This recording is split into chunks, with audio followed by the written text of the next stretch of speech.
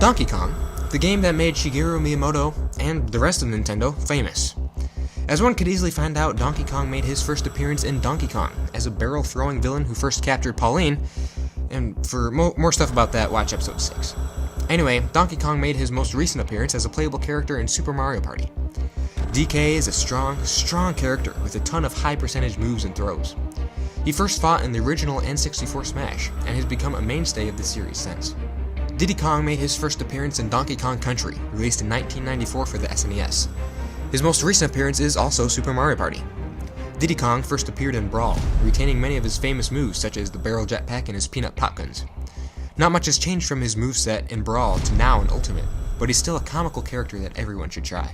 Brand new to the Smash Bros. Roster is King K. Rool, a cruel king who made his first appearance in Donkey Kong Country, and his most recent appearance a long time ago in Donkey Kong 64, released in 1999 for the N64.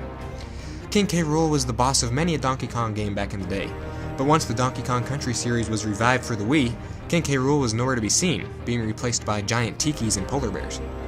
Anyway, King K. Rool looks to be an immensely powerful character in Smash, retaining many famous moves such as his crown throw and helicopter recovery. If there was one character I couldn't wait to play as, it would be this Master of Evil.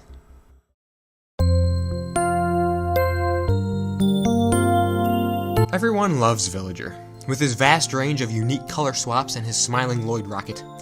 He made his first appearance in the Japan-only release Dobutsu no Mori, which translates to Animal Forest, released in 2001 for the N64. His most recent appearance is in Animal Crossing Pocket Camp, released in 2017 for iOS devices. Villager first fought in SSB4 with an extremely unique moveset, such as pocketing items that were thrown at him and dropping bowling balls on opponents' heads. Another newcomer to the series, the extremely popular Isabelle, who's obsessed over on a whole different level in the Animal Crossing community, is finally a fighter.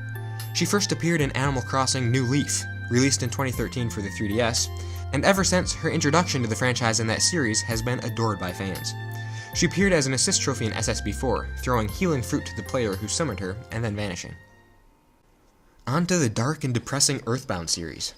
Ness, the protagonist of the series, first appeared in Earthbound, released in 1994 for the SNES.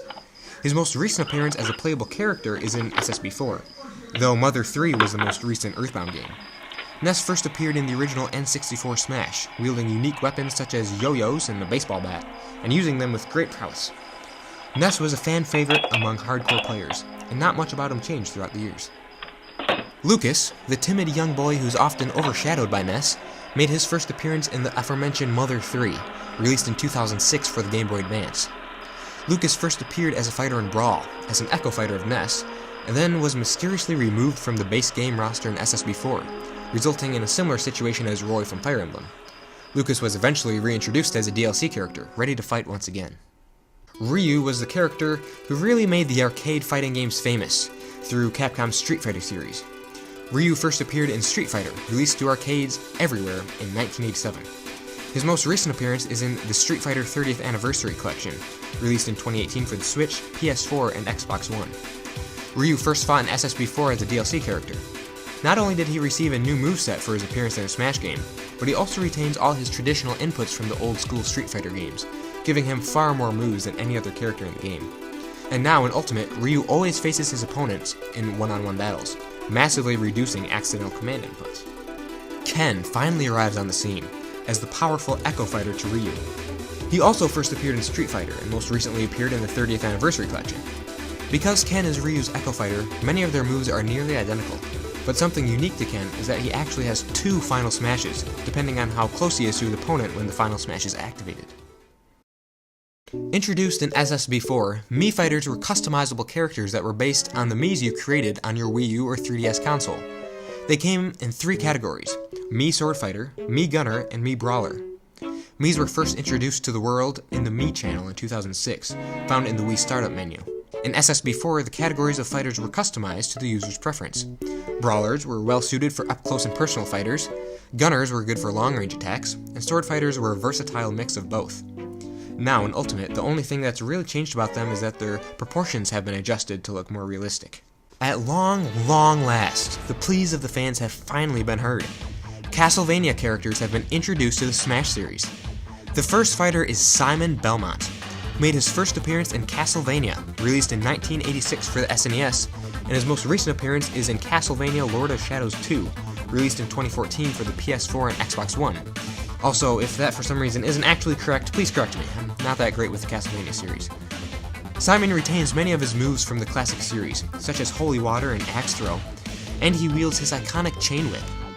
His final smash is the deadly Grand Cross. Simon's Echo Fighter is Richter Belmont, or is Simon Richter's Echo Fighter? It's really quite difficult to tell. Anyway, Richter is virtually identical to Simon in every way, besides a few percentage differences and moveset appearances. He first appeared in Dracula X, Rondo of Blood, released in 1993 for the SNES, and most recently appeared in Castlevania Requiem, released in 2018 for the PS4. Richter is undoubtedly going to be a very heavily used character come December 7th.